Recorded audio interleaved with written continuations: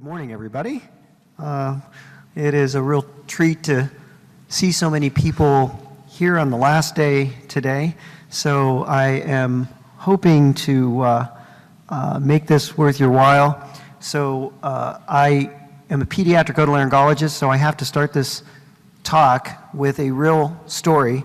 Not only do I deal with kids professionally during the week, but I also got drafted to help teach a Sunday school class at church on the weekend, but because of call and whatnot, I told them I couldn't do it every day. So they gave me a co-teacher who's a science teacher, and one week we both showed up, and one of our kids asked if it was possible for a whale to swallow a human. And he, being a science teacher, quickly spoke up and said it's physically impossible for a whale to swallow a human because even though they're whales and they're big, large mammals, they have very small throats.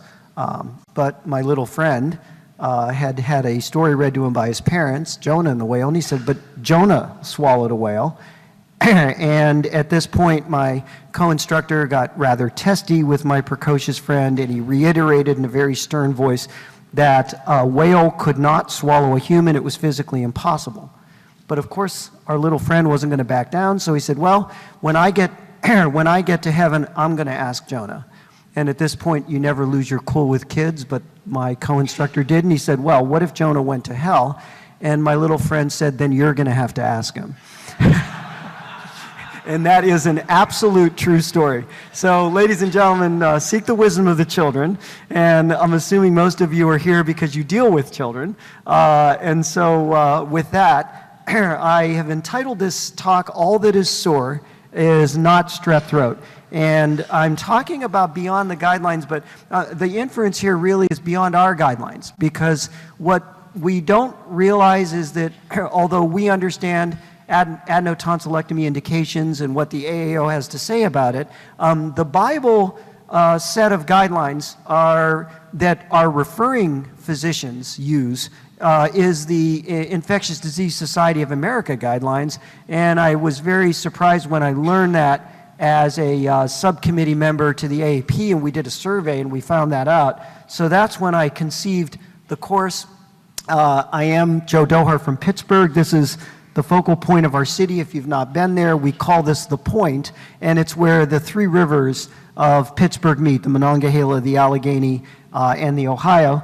And I'm going to show my age when I tell you this is a picture of our new campus because we just celebrated our 10th anniversary, but for me, who started in the old hospital, it's probably always going to be new.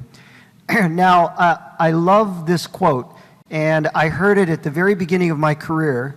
And I don't know how many of you in the audience were around for the first sweeping wave of physician compensation reform in the United States. But for those of you that were, it was called the Harvard Reform. And the Harvard Reform was very interesting because they needed to stay politically correct. They didn't want to lose the AMA lobby. So they had to conceive of a way to save money, but still be politically aligned with the greater number of physicians. So what they did was they basically slashed surgeons and surgical subspecialist salaries, huge hits, while rewarding, quote, cognitive activity, which is why when you guys are all coding, you're now coding level 1, 2, 3, 4. That's all from the original Harvard Reform. And so if you looked at all the surgical specialties, every single one took a drastic hit in compensation, except otolaryngology. Otolaryngology went up 4.1%. So the reason I say that is because much of what I'm going to talk about this morning is medical, but it's because of the medical cognitive activities that we do that we survived Harvard Reform, and those are the consults we get. So I will tell you that I've subtitled this talk, Beyond Strep Throat, Science, Guidelines, and a Lot of Religion from the Church of Dohar. And the reason I say that is because I spent a career avoiding doing this lecture. When I started my research activity at Children's Hospital in Pittsburgh, it was largely in otitis media. And I thought, well, sore throat is just as common as ear infections. But when you look at the body of evidence between those two, they're dramatically different. So I always tried to avoid this topic, but I'm now at a point where I guess I can't avoid it anymore.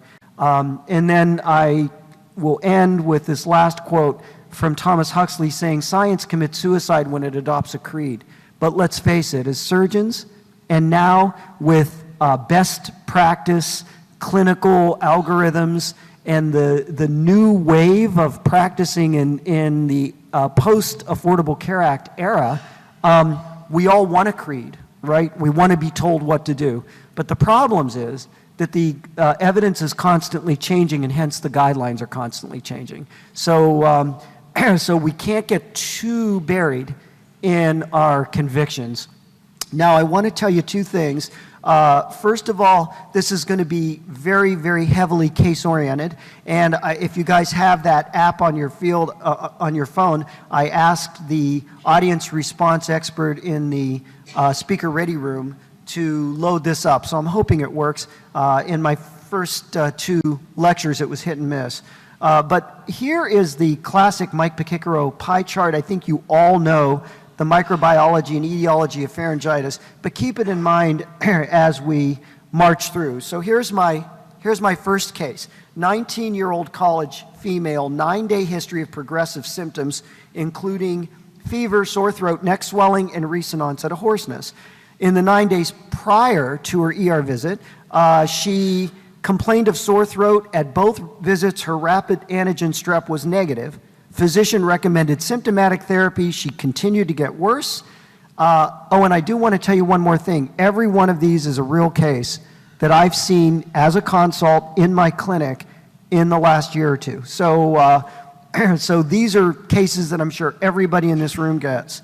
So she came back, and now she's got severe pharyngitis, markedly enlarged tonsils. Of course, our ER gets a neck CT on everybody on their hands and knees, praying it's an abscess so they can dump it on us. But as you can see, there's the neck CT, and I'm not sure if anybody sees an abscess. I don't, but there are big tonsils.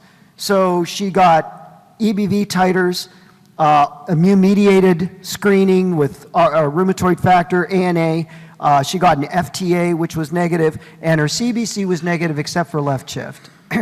So any ideas this isn't an audience response, but anybody have a thought on what would you do next if you saw this kid in your office? Or you were consulted if they admitted her? Sorry?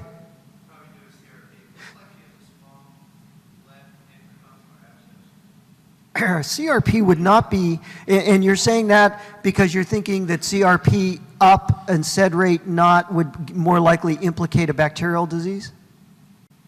That's what our ID people tell us, but so the EBV panel was negative, that was done. Okay. So throat culture is actually what I did, and that's very aligned to your thinking. Neisseria, gonorrhea because of the patient's age, chlamydia negative, rapid flu negative, CMV negative, HIV antibody titer negative, but her ASO titers, which are the immune system's recognition of strep species, was positive. And what you can see here is isolation of group C, beta hemolytic strep. I went ahead and treated with 7 days of Clinda. The child was cured. So what's the deal? Well, the IDSA says that group C strep is common and endemic in college student adults. So the epidemiology is a huge clue in this case. And when you see a 19-year-old that's this refractory, you definitely need to think about that. Family and school outbreaks in children are very common. And believe it or not, epidemic and foodborne outbreaks from unpasteurized cow's milk. I'll tell you, with all of the organic and holistic dairy farming in the U.S., I'm told this is going up on the coasts. In western Pennsylvania, we have an Amish population that often drinks unpasteurized milk. So we do see this. Group G is the other one for which antibiotics is recommended, even though acute rheumatic fever and glomerulonephritis are not non-suppurative complications of these strep species. And I was always taught when I was training that we don't treat strep to cure the strep. because it's self-limited and it's going to go away. We treat strep to avoid the non-suppurative complications of strep. Well, and IDSA even says that, but they violate their own principle with these pathogens. And so why did I present this case? Well, number one, don't assume the group A strep is the only important treatable cause of episodic pharyngitis or chronic pharyngitis. Number two, the guidelines almost all consider only group A strep because that's how the rapid antigen testing is designed. Number three, perform a complete throat culture. Now, I will tell you in my center, if I culture the tonsils and send it to my lab, what do you think they're going to do? A strep screen.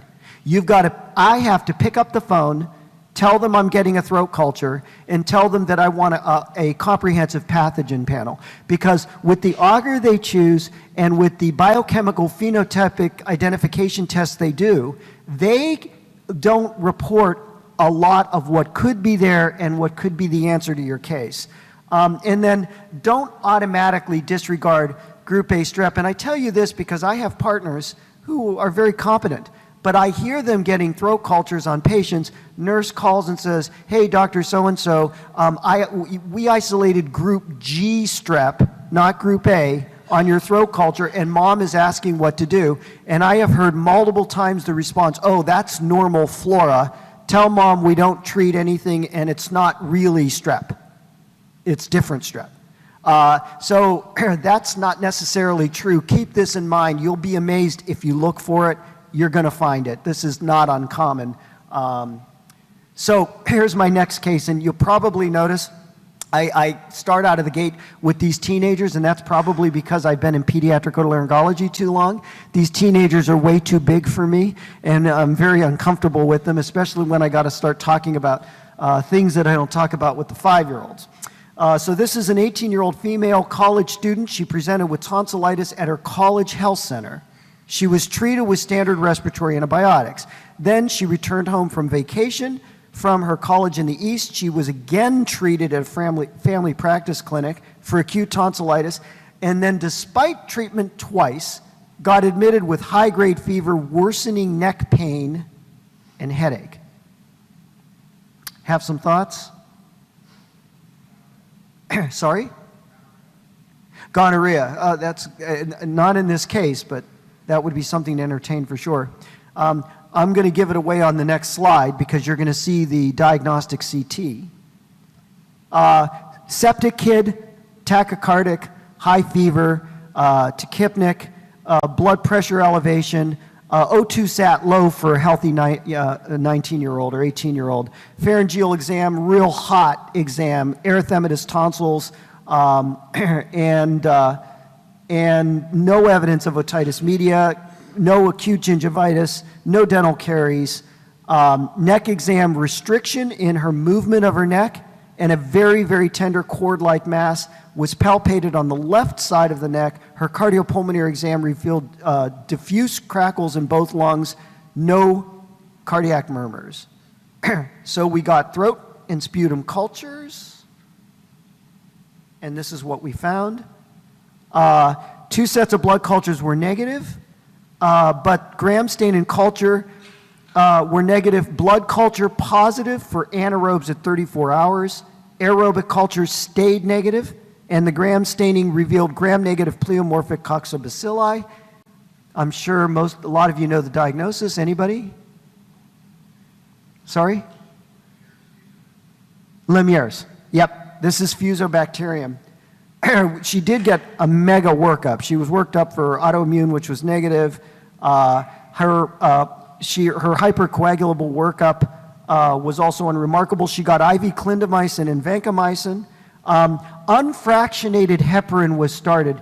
Now, out of curiosity, for those of you that have seen Lemierre's and the jugular vein thrombosis, show of hands, how many would anticoagulate? How many would not?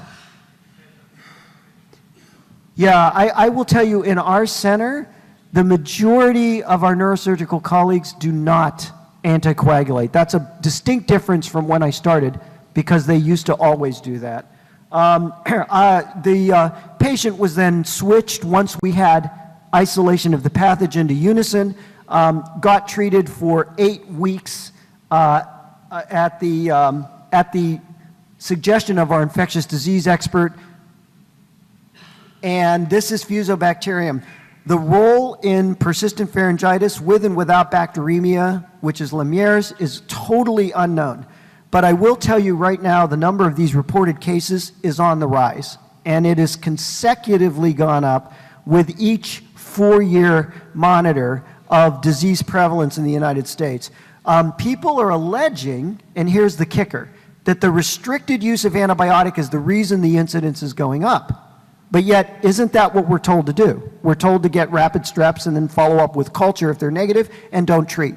However, the other reason I put this in is because this patient was treated twice and still got the disease. So I don't know what that means, but obviously that is a patient that needs urgent antibiotics. I still consult neurosurgery. I want an expert's name on that chart with me in case that patient flicks off a septic embolus that then lodges in the CNS. We had one, it was a devastating outcome, and I don't want to make a decision, nor do I want to follow an anticoagulated patient. I also get ID involved because they almost all need long-term antibiotic therapy, and I think they're in a better position to manage that. So here's case 3. Now this one is another kicker. 2.5-year-old male, daycare, high fever, 40 degrees centigrade, tonsil exudates, bilateral level 2 lymphadenopathy, normal exam otherwise. And then if you have your app, this is one that is multiple choice. So what's your next strep? Rapid strep, throat culture, ASO titer, 10 days of amoxicillin at standard dose, 40 mg per kg, or none of the above. And you can go ahead and load up your responses. Is it working, I hope?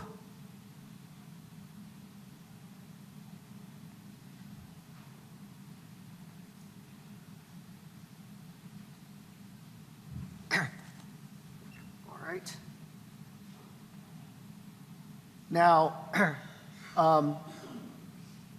don't kill the messenger, because remember, this is according to the IDSA. I don't see the answers. Is the app not? Oh, there we go. And it looks like, boy, we have a smattering of responses. Majority of people said a rapid strep, throat culture, treat, and then none of the above. Nobody's getting titers. And the answer, believe it or not, and don't kill the messenger, these are the guidelines of IDSA, none of the above. Here's the reason. And actually, I got to tell you that this is pretty reasonable. Throat swabs are contraindicated according to the guideline in children less than 3 years of age. Now, before I left Pittsburgh to come to this meeting, I saw a child for consideration of tonsillectomy with very, very tiny tonsils that I could barely see because of a history of 9 episodes of strep tonsillitis. The child was 17 months old. All right, so what's wrong with that case? Well, there's a lot wrong with that case. But first and foremost, don't forget our AAO guidelines for tonsillectomy recommend that surgery as safe for 3 years of age and up. Severe sleep apnea and some exceptions will apply, but you should not be culturing the throat of a kid less than 3 because they have a febrile illness. There are going to be exceptions to that if there is a risk of sibling or daycare outbreak, or you've got a kid that has a first-degree contact with acute rheumatic fever, or if you've got no overt viral features. But if you look at these kids, they have rhinorrhea, cough, oral ulcer, laryngitis. You're going to find something that you're going to document in that chart as a viral illness that's going to rescind the need to go ahead and culture. So we all know the story on rapid strep tests. They're a godsend in a way. But the problem is they're only about 81% sensitive, and the guidelines always say to follow up with a culture. I think you're going to find that a lot of your primary care referral base doesn't necessarily do that. And now, I don't know if you all feel the same, but in my world, what's killing me more is the fact that we now have these urgent care centers and these express cares, Rite Aid, CVS, Walmart, and they are staffed by very, very, very inexperienced people that are usually advanced practice providers. The continuity is terrible. You can't even get the history if you're considering TNA from the primary care office because they haven't gone. They are going with the mindset of getting an antibiotic, and they almost always do. So this is really becoming a problem in our world. Now, titers, I'm going to make a mention of because I think titers are a godsend. Normally, the traditional reason for getting them is that they're not useful for diagnosing non-suppurative, they are useful for diagnosing the non-suppurative complications, and you use the titers to follow your response to treatment for glomerulonephritis and rheumatic fever. But the problem is the limitation of they don't reach the maximum concentration for 3 to 8 weeks. Now, that might be a problem for primary care docs. It's not a problem for us, because how many times have you had a parent come in, plop their kid in front of you and say, Dr. Dohard, my child's had 9 strep infections, I want him out. And then you're like, well, okay, Mom, what symptoms does he have? Oh, my kid is stoic as the day is long. No symptoms at all. I can just tell his left eyelid droops a little bit, and I go and get him cultured, and he's positive. How many days of school has he missed? Oh, my son's an incredible student, doesn't miss a single day of school. So then what do you think I'm describing? A carrier state. But now we live in a world of consumerism and Press-Ganey evaluation, and that parent is going to grade you. So you can't just tell them there's nothing wrong with your kid, get out. And you've got to do something a little bit more theory. These titers will really help you. Because if you say, you know, Mom, I'm not sure that your child is getting infections from strep, it might just be living in his throat. And if you get titers and they'll be negative in a carrier state, it really gives you something tangible and concrete to tell that parent they don't need surgery. And honestly, they don't need treatment either, although I will tell you that for some of these very anxious parents, I will put them on a carrier state protocol, although that is a different protocol than the way you treat acute strep. And so although doctors may not be able to ferret out strep causing infection from strep carriage, the immune system is brilliant. It is only going to react to strep as an infection. So as I told you, the guidelines say these are the reasons to treat. And although they mention at the very bottom eradication of group A strep, the reality is none of these environments before you are doing a post-treatment culture. So nobody really knows if they're eradicating strep, and that really complicates and clouds the carrier state problem that you might see. But here are the guidelines, and I want to put this up because I think when we're seeing these patients and executing treatment, we don't always execute the right courses and durations. The one thing that I want to point out to you is you look at otitis media, sinusitis, you're going to see length of treatment algorithms all over the place. What's been very, very standard throughout almost my entire career is that it is 10 days of treatment for group A streptococcal pharyngotonsillitis, period, with only one exception, and that's azithromycin. Now, I also want to point out to you that the amoxicillin dose is 50 milligrams per kilogram in children. It is not the high dose 85 to 90 because there's no such thing as penicillin binding protein resistance for group A strep. Group A strep, for reasons unbeknownst to me, has remained almost totally susceptible to penicillin at standard dose. And also, for the azithromycin dose, the otitis media protocols are 10, 5, 5, 5, 5, or 10, 10, 10. The strep dose is 12, and that's going to be relevant when I show you the carrier data also. This is Mike Picicaro and Jan Casey's data from Rochester. Basically shows that although in vitro, penicillin kills strep, almost every time. It doesn't work so well in patients. So I would submit to you, and I've kind of done this, that eradication for surgeons is really important. You don't want these carriers coming back and demanding that you take out their tonsils. So cephalosporins have a much, much better eradication rate, and I would recommend a first generation or second generation cephalosporin in my world because it comes as a good tasting liquid that's generic and inexpensive. I use Ceftonir. Here's our next case. 8-year-old male diagnosed with streptococcal tonsillitis and treated with amoxicillin 50 milligrams per kilogram once daily for 10 days. Now, mom's here because she does not want, she heard from the other soccer moms that once strep's in your house, every single kid gets it, the parents get it, and the whole house is down for a month. So she's demanding that the 2 older sibs get treated with antibiotics. So the question is, do you treat both sibs with standard amoxicillin for 10 days? A.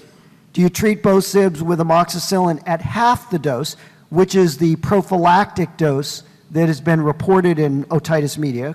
Do you treat both sibs with azithromycin at 12 mg per kg per day for 5 days? All of the above? None of the above.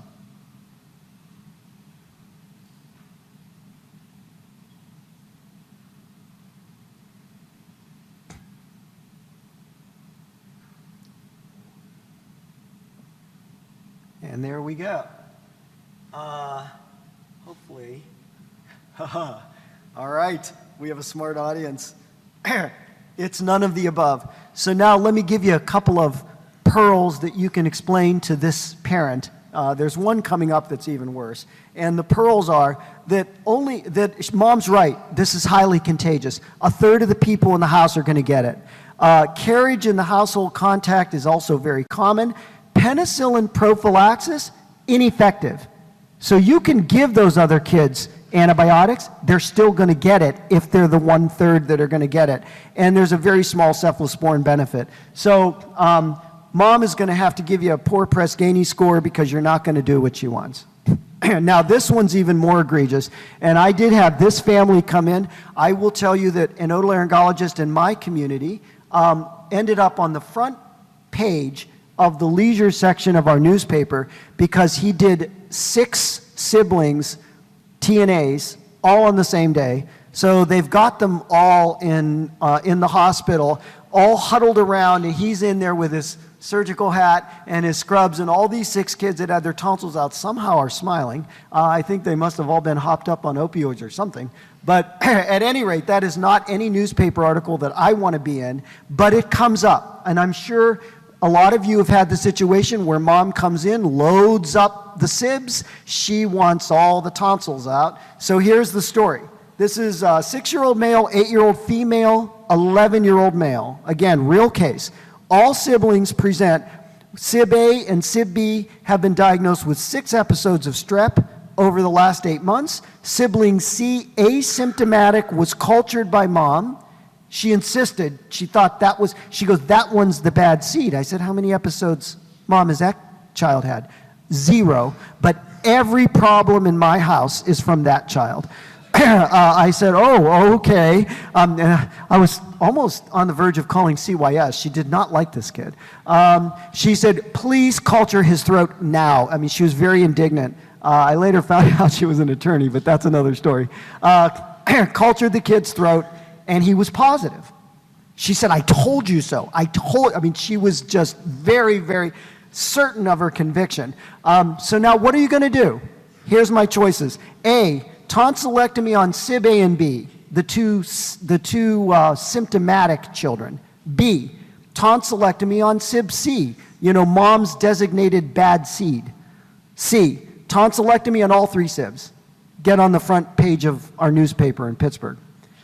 D, treat sibs A and B only with azithromycin 12 mg per kg per dose. Or E, treat all 3 siblings with clindamycin at carrier state doses for 10 days. And once again, folks, don't kill the messenger. These are the guidelines. I'm just teaching them. Okay. And the answer is treat all 3 SIBs. So don't kill the messenger, but here's what the IDSA says. That is the answer, because this, you might know, is called in the literature ping pong spread. And when you get a history like this, and you've got multiple family contacts getting strep, often, by the way, the parents are also getting sick, not usually as often as the kids.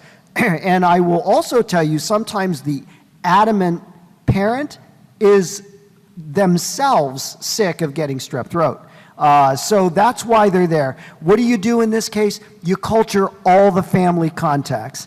And you do that simultaneously, and then you treat with a carrier protocol all the culture positive patients.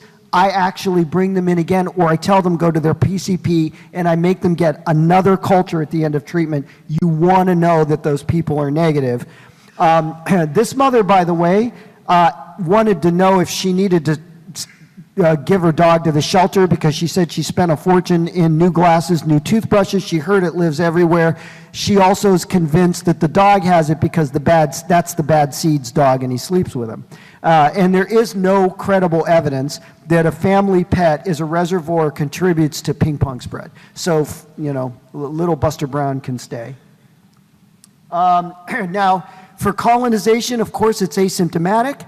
I was taught that colonization is not contagious, but that is not entirely true. It's mostly not contagious, but there are known outbreaks in enclosed spaces, schools, daycares, nursing home facilities, etc.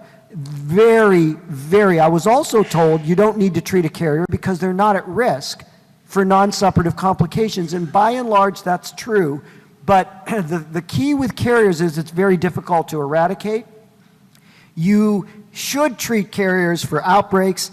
I believe that anxious parents and people demanding surgery when you know it's a carrier state, that's another instance where I think it's valuable to treat. Cost-benefit ratio and risk-benefit ratio, you're helping that patient by treating the carrier state. The biggest reason I treat carriers, if I'm in the respiratory season, I don't want them to keep going to Walmart and getting throat cultures and more antibiotics. And so I also think treating the carrier state for one more time is going to shut down all those unnecessary prescriptions for antibiotics. When do you also treat, obviously, a community outbreak of a non-suppurative complication or an outbreak in a daycare or a school? If you've got a family or past medical history of rheumatic fever, when you consider TNA, that's the big one for me, and then IDSA includes excessive anxiety. And because we know that anxious parents are going to keep pursuing medical intervention and surgical intervention, so it's not an unreasonable reason to treat. Now, the old-fashioned treatment was penicillin and rifampin. I do not prescribe TB drugs, so I'm not real comfortable with this particular regimen. What I like to use is clindamycin and orally administered azithromycin. AZ, I never thought was a good drug for otitis in children. I never thought it was a good drug for sinusitis. I have found anecdotally in my practice, it's an excellent drug for getting rid of this. The only thing I want you to keep in mind is the dose. It's 12 milligrams per kilogram per day for 5 days. And I will write that, I'll have them go 5 days off, and then I'll have them come back in over the next 2 to 4 weeks to either me or their pediatrician or their family doctor and get another culture. The dose for Clinda is 20 mg per kilogram per day. Orally, that's in 3 divided doses for 10 days. I do that too. I guess I'm a little more nervous. These kids have been pickled with antibiotics. And I start to get very, very nervous about MRSA, and it's usually Clinda-resistant MRSA, and I get nervous about C. diff diarrhea, enterocolitis. That's the AZ dose. This is the Augmentin dose. I try to stay away from it just because of the potential problems with the diarrhea. It's, for me, Augmentin is the worst of the panel. Now, I'm going to end the IDSA string with what the IDSA guidelines say about tonsillectomy, and you may or may not be very surprised by this, but IDSA does not recommend tonsillectomy solely to reduce episodes of strep throat. Now, I know you're all sitting there and you're saying to yourself, wow, because our guidelines do, by the traditional Bluestone Paradise criteria, recommend tonsillectomy for recurrent streptococcal pharyngotonsillitis. They talk about considered when symptomatic episodes do not decrease in frequency. Who knows what that means? They're usually coming in with a large number of infections already. And they also say antibiotic prophylaxis indicated to prevent recurrent acute rheumatic fever. I don't know. Who in this room has seen, I have not seen a case of rheumatic fever in my practice. Anybody seen it? So I don't know where they're coming from. But I will tell you, if you listen to Obama's speech after this, he came in and talked about you get one sore throat, you go to your otolaryngologist, they take out your tonsils. Do you guys remember when the president said this in his campaign for his second term? So this really got a lot of people's ire raised. It certainly didn't sit well with our academy. Doctors in general, if this is how you made a living, weren't happy. Mothers weren't very happy. Fathers weren't very happy. Kids weren't very happy. And the American College of Surgeons actually wrote a statement in opposition to the president's characterization that we practice like that.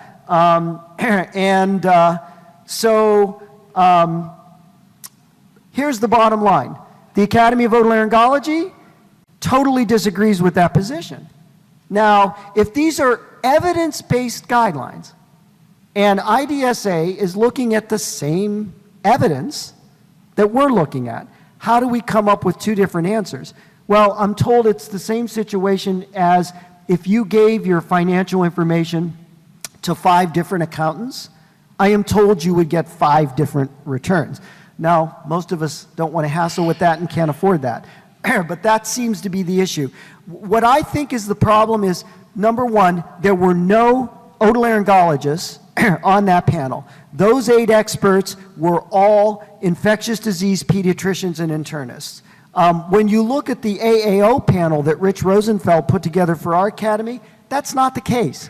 I've highlighted in yellow the pediatrician family practice ID people that were on our panel. So truly, and I'm not trying to be a homer here, our guidelines had a much, much broader and heterogeneous expert field that weighed in on the interpretation of the evidence. And our recommendations are for kids 1 to 18, less than 7 in a year, less than 5 2 years in a row, or less than 3 years in a row, you watch.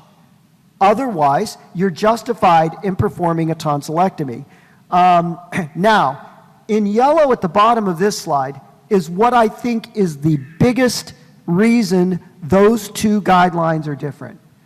The IDSA was simply looking at the Paradise prospective study that showed the decrease in strep episodes that they get in the year following, and how over time that difference in the tonsillectomy, non-tonsillectomy group equals out. Our academy used as their primary outcome measure quality of life. And I don't know about you folks, but first of all, these are quality of life elective surgeries. There's no cancer here. So that's what you're treating. And when you've got patients coming to you with this problem, what are they really asking? That mother that wanted all those tonsils out, what was she really wanting me to do? Improve the quality of life of her family, especially with 2 working families. I don't know about all of you, but my tonsillectomy patients, if you choose them properly, they're the happiest group of patients that I see. And that is uniformly the case. So if I have to choose a position here, and of course I'm biased as a surgeon, I'm going to choose the AAO guidelines and the justification, but be true to the guidelines and do the best that you can, and it is becoming very, very difficult to actually get the supportive history because of all the different places these people get treated. So what do the guidelines not do? They don't have any orthodontic guidance in our guidelines. I don't know about you guys, but the oral surgeons will send me these kids with big tonsils all the time. I know my brother-in-law is a dentist. The dentists are now being very, very highly treated in oral screens, oral cancer screens, sleep apnea. They're looking at tonsils, and they're sending a lot of them. And there's literature that if you've got large tonsils and airway obstruction, the response to orthodontia is suboptimal, and they don't want to get blamed for braces not working. There's no guideline for tonsil stone, bad breath, or chronic tonsillitis, so you need to make those decisions. And then finally, for patients with these comorbidities, diabetes, immunodeficiency, sickle cell disease, coagulopathy, you cannot wait until you reach the guideline threshold because those comorbidities do affect their quality of life. And with that, ladies and gentlemen, I thought I'd at least stop. I've got more cases, but I thought I'd stop at this point and entertain any questions you have. Thank you for your attention.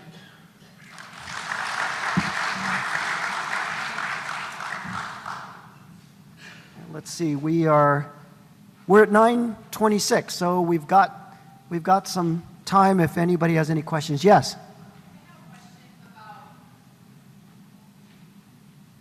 I have a question about waiting on antibiotics if the patient is positive for strep.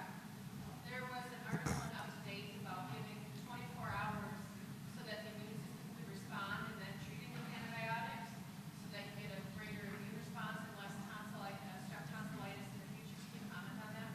So I know the paper to which you refer. The short answer is I do not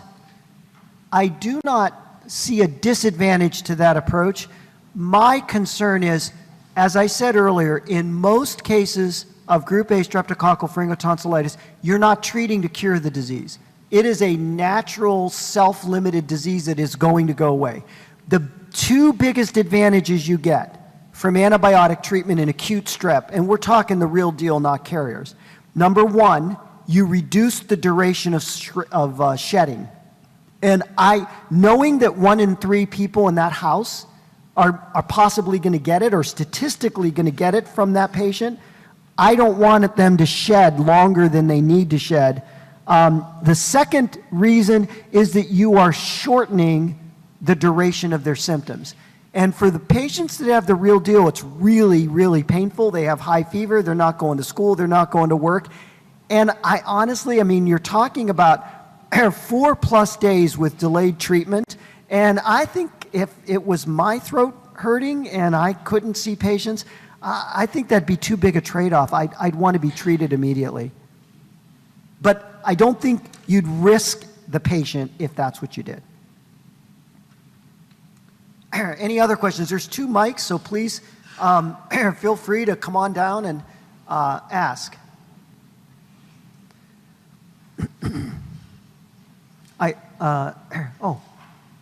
And I saw some hands up there. Yeah, please come on down.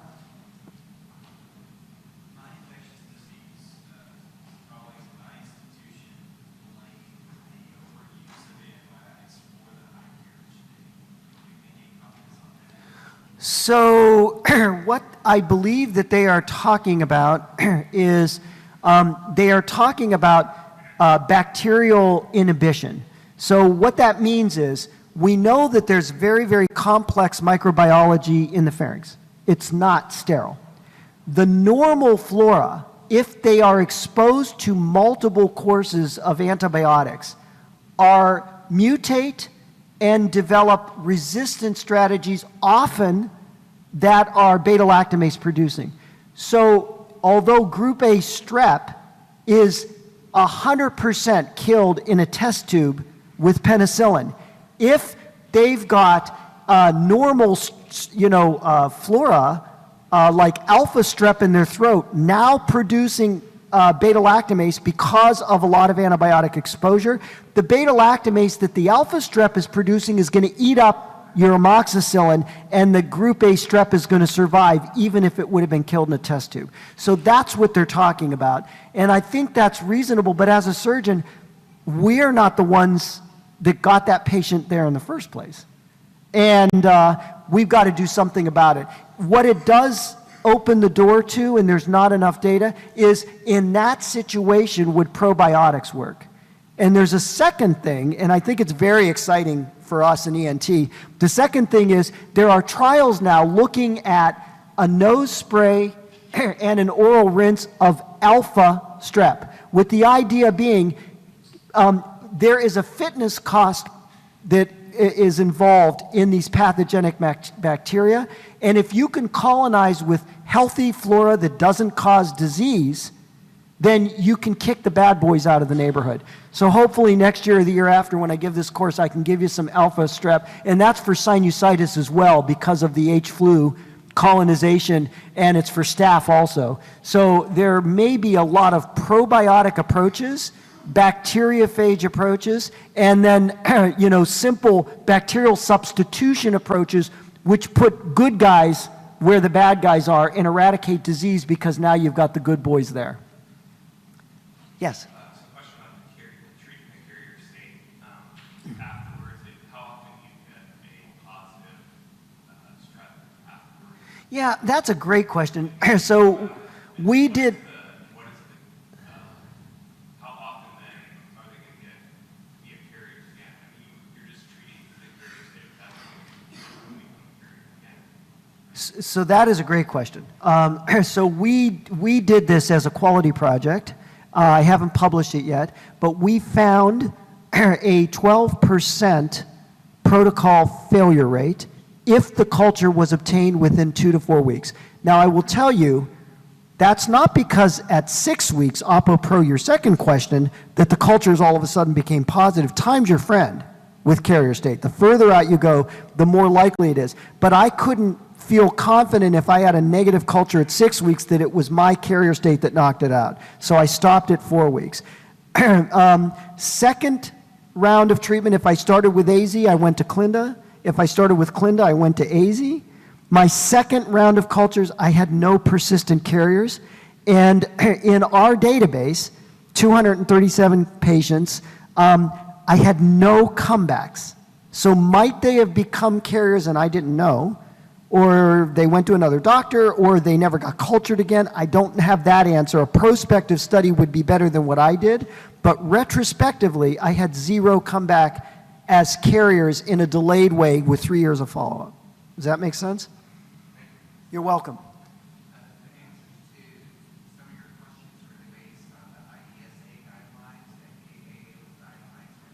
So the answers through the course of this lecture were IDSA guidelines because AAO does not address. The AAO guidelines are focused on tonsillectomy and adenoidectomy, surgery.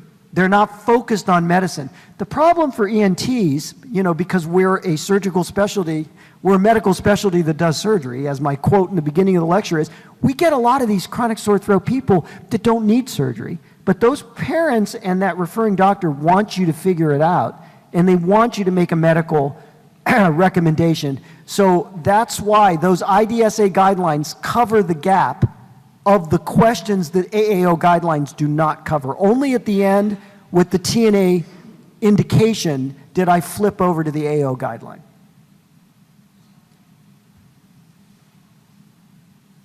Any other questions? Well, this was a terrific, terrific audience. I thank you very much.